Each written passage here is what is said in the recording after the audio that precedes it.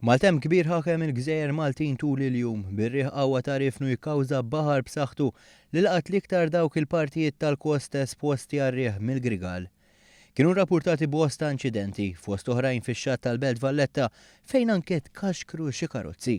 Il-maltemp u r-riħ qawwi mill-Grigal ikkawża kaos sħiħ fil-Belt Valletta. Fil-fatt fuq il-post numru ta' membri tal-Protezzjoni Ċivili ġew hawnhekk biex jassistu persuni li kellhom il-karozzi propju hawnhekk. Fil-fatt għataw nies jistennew biex imorru għall-karozza tagħhom. Dan minħabba li l-mewġ qawwi anke kaxkar xi karozzi hawnhekk fil-fossa il-Belt Valletta.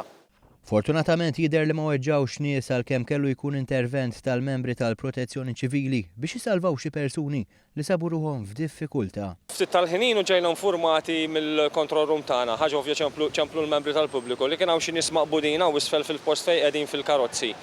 Il-suspett jew l-ħsieb tagħna warajja li jkun hawn il-karozzi nies jippruvaw jiġu jnaħħuhom ħaġa ovvja ma jkunux jistgħu kif qed taraw warajna bil-maltemp li hawn. Għamilna l-istajna biex neħħejna l-karozzi mill-karozzi l-istajna aħna mingħajr ma nidħlu f'ċertu periklu estrem aħna wkoll. Jekk minister żball neħħejna 5 karozzi.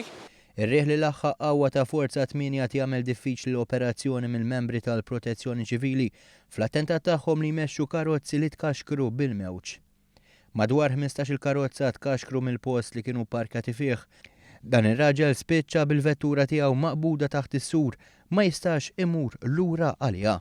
Kena fil-ħodu kien naqra kalm mhux daqshekk u kif ġejn issa ovvjament sibna dal-maltemp kollu. U issa l-karozza taħseb illum se jkunu jistgħu. Xajċalu għax hemm waħda minnhom kraxjata mal-ħajt ġifieri u l-oħra mexxew l-ilma mexxija u ġifieri ma nistgħux iġibu l-karozza tiegħi qabel ma jresqu l-oħrajn. Ġifieri hawn karozzi li mxew diversi metri. Ejja, hemm l-aħħar waħda li qed tixel il-dawl dik kienet wara kantuniera u bil-baħar bil-mewġ ġabalaw. Issa taħseb l-operazzjoni forsi tkompli għadha għalulkom xi ħaġa l-membri? Għalissa naqra perikolus biex imorru huma u aħjar xatt ikun sejfu milli karozza is replaceable.